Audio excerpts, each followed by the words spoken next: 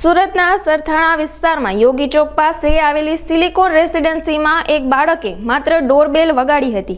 આટલી નાની વાતમાં પડોશમાં રહેતી મહિલાએ માર માર્યાનો આક્ષેપ કરવામાં આવ્યો હતો, જેમાં સીસીટીવી ફૂટેજ પણ સામે આવ્યા હતા. પિતાએ સરથાણા પોલીસ સ્ટેશનમાં અરજી કરતા પોલીસે ત્વરિત કાર્યવાહી કરી મહિલાની અટકાયત કરી હતી. મહિલાએ પોતાની ભૂલનું ભાન થયું હતું અને તેણે જાહેરમાં માફી માંગી ફરી આવું ન કરવાની ખાતરી આપી હતી. નામ અપેક્ષા ઋત્વિક વૈષ્ણવ છે. હું સિલિકોન રેસિડેન્સી C3 માં રહું છું. મારો ફ્લેટ નંબર 101 છે. મારી બિલ્ડિંગનો એક છોકરો દેવાંશ કરીને છે. એ રાતના 10 વાગ્યા પછી ડોરબેલ મારીને વયો છે. એવું એને 6 થી 7 વખત કર્યું. એટલે 4 વખત પછી મેં દરવાજે રહીને જોયું કે કોણ આવી રીતના કરે છે. ત્યારે એ હતો એને મને આખા સિલિકોનમાં 10 બિલ્ડિંગમાં ચક્કર મારવી અને મેં પૂછ્યું કે તાર પપ્પાનું નામ શું છે, તો કે મને નથી ખબર. એવા જવાબ આપતા મેં એને 2 થી 3 ઝાપટો મારી.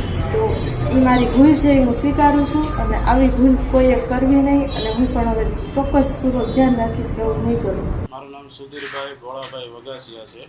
હું સિલિકોન રેસિડેન્સીમાં રહું છું અને મારા છોકરાને 9 તારીખે સાંજે 9 થી 10ના ગાળામાં ઢોર માર મારવામાં આવ્યો છે. તો મને ખ્યાલ નહોતો. 10 વાગે હું નીચે ઉતર્યો, કલાક પછી મને ખબર પડી. ત્યાં મને બાળકોએ કીધું કે તમારા છોકરાને માર્યો છે. એટલે મેં એના ગાલ ઉપર સાંભા પડી ગયા હતા અને મેં એને જોયું કે ભાઈ ગાલ ઉપર સાંભા પડી ગયા છે, આંખ સોજી ગઈ છે. એટલા માટે મેં સીસીટીવી ફૂટેજ એના ચેક કરવા માટે મારા C3ના પ્રમુખને, C3 બિલ્ડિંગના પ્રમુખને મેં જાણ કરી કે મારા છોકરાને માર માર્યો છે, મારે સીસીટીવી કેમેરા જોવા છે. તો પ્રમુખે મને બીજે દિવસે સાંજે સીસીટીવી કેમેરા જોયા.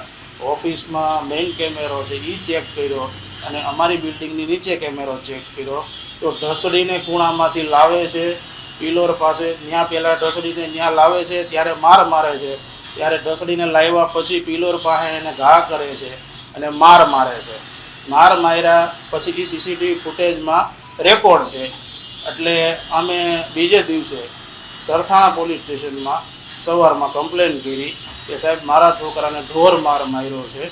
તો સાહેબે અમારી અરજી લીધી. કાલે અમે એને અરજી આપી. પછી મારા વાઈફને એ સવારમાં બીજે દિવસે એને કહેવા ગયા કે ભાઈ મારા છોકરાને તમે આટલો બધો કેમ માર્યો. તો એ લેડીસે એવું કીધું કે હજી મારો ડોરબેલ મારશે તો હજી હું એને મારીશ. એટલે અમે પછી કમ્પ્લેન કર્યા પછી અમે સાહેબે અમારી અરજી લીધી.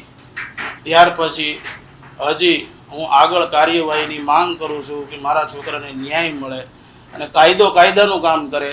અમે કોઈ ઝઘડો નથી કર્યો, અમે એને કીધું નથી કાંઈ. અમે કાયદાને માની છીએ અને કાયદેસરની કાર્યવાહી થાય એવી મારી માંગ છે.